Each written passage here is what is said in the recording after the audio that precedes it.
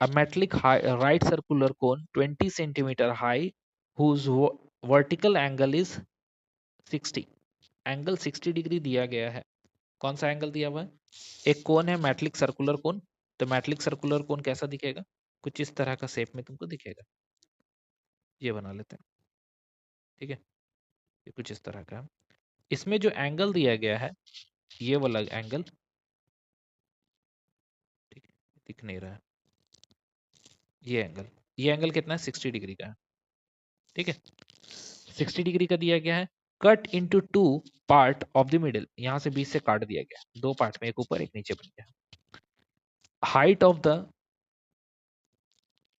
Of the plane parallel to the base, ये जो होगा ये क्या होगा? बेस के साथ पैरेलल हो जाएगा। If the frustum so obtained, ये एक फ्रस्टम बन के आया है सामने। Be into a wire of diameter, ये जो फ्रस्टम है, if the frustum obtained by drawing into a wire of diameter 1/16, find the length of the wire. अब इस जो फ्रस्टम बन के आएगा, इसको क्या कर रहा है? वायर का फॉर्म में ऐसे डाल दिया गया है। और वायर का जो डायमीटर दिया गया है, वो दिया हुआ है 1/6। वायर का डायमीटर कितना है? 1/6 दिया गया है, ठीक है। तो हम लोग को वायर का लेंथ निकालना है। वायर का लेंथ यानी कि एल का वैल्यू निकालने बोला। एल मतलब एच बोल सकते हैं। एच का वैल्यू निकालने के लिए बोला जा रहा है।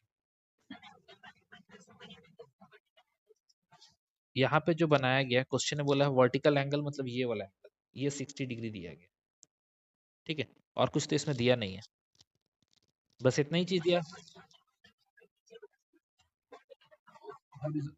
वो- हाँ, जब भी बोलेगा वो तो हॉरिजॉन्टल नहीं बोलेगा, वर्टिकल ही बोलेगा, क्योंकि एंगल यहीं बन रहा है। और कहीं एंगल बनने का तो कोई सीन ही नहीं। कहीं एंगल नहीं बनेगा, जब भी बनेगा तो यहीं एंगल बनेगा, और कहीं एंगल बन ही नहीं सकता, ठीक है। एंगल हमेशा यहीं पर बनेगा। यहाँ पर दिख रहा है एंगल कुछ नहीं बन रहा। हाँ, भले अगर हम यहाँ से एक परपेंडिकुलर ड्रॉ कर दें, जो कि अभी करेंगे हम लोग, इससे क्या होगा? एक राइट एंगल ट्राइंगल यहाँ बनता हुआ दिखेगा, दिख रहा है? यही राइट एंगल ट्राइंगल को हम लोग यहाँ पे भी क्या करने वाले? यूज करने वाले। क्लियर है? यहाँ पे हम लोग एक राइट एंगल ट्राइंगल यूज बना रहे हैं, और उसी को हम लोग क्या करेंगे? अभी यूज करेंगे, ठीक है। क्वेश्चन समझ में आ रहा है क्या बोल रहे हैं? चलो ठीक है, यहाँ बना रहे हैं हम, ठीक है। देखो, सबसे पहले हम लोग को बोल दिया गया था एक राइट सर्कुलर कोन था, तो पहले राइट सर्कुलर कोन बना लेते हैं। वापस बना रहे हैं यहाँ पे राइट सर्कुलर कोन। ये कुछ इस तरह का फॉर्म का कोन बन गया। कोन में बोला गया था वर्टिकल एंगल जो होगा वो 60 डिग्री का होगा। वर्टिकल एंगल यहाँ पे 60 डिग्री।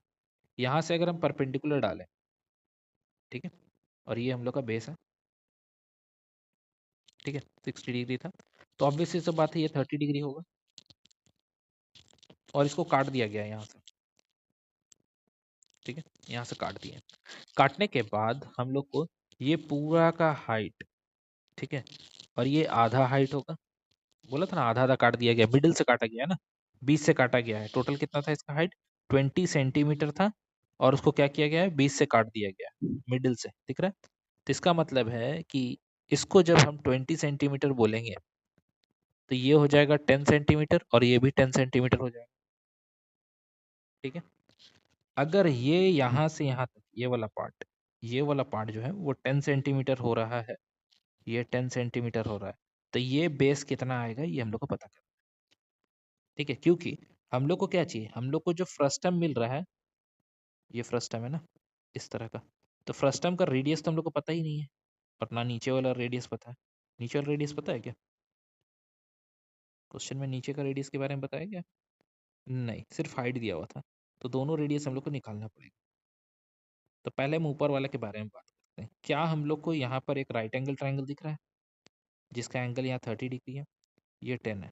अगर हम यहाँ से खड़ा होकर देखें, तो मेरे लिए ये वाला जो होगा वो बन जाएगा क्या? परपेंडिकुलर और ये बेस। और परपेंडिकुलर और बेस का रिलेशन किस में आता है? tan थीटा में आता है।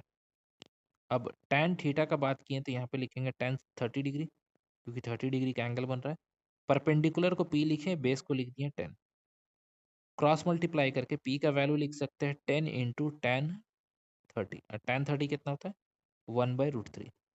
तो ये p मिला। p मतलब उसका जो परपेंडिकुलर पार्ट आ रहा वो मिल गया। परपेंडिकुलर पार्ट मतलब ये वाला चीज, सॉरी ये वाला। ये कितना मिला हम लोग को, 10/√3। ये रेडियस मिल गया।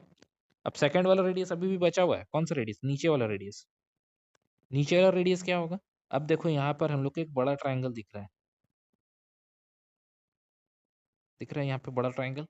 इस ट्राइंगल में फिर से वापस वही कंसेप्ट लगाएं, तो इस बार हम लोग P/B लिखेंगे, 10/30 लिखेंगे। तो यहाँ पर P का जो वैल्यू होगा वो यूज करेंगे 20। पूछो 20 क्यों लिखेंगे यहाँ पे, क्योंकि ये पूरा हाइट हम लोग को दिया गया। हाँ, ये जो हाइट दिया हुआ था वो 20 दिया हुआ था। तो B का जो वैल्यू होगा, P/B, P/B उल्टा लिख दिए, P/B यानी कि B जो हम लोग का P ऊपर आएगा, नीचे में B होगा ना, P/B। तो नीचे में आएगा वैल्यू, नीचे में लिखेंगे 20, 20 ऊपर में P। तो 20 उठ के उधर चल जाएगा, तो P का वैल्यू जो हो जाएगा 20, और इसका वैल्यू होता है 1/√3।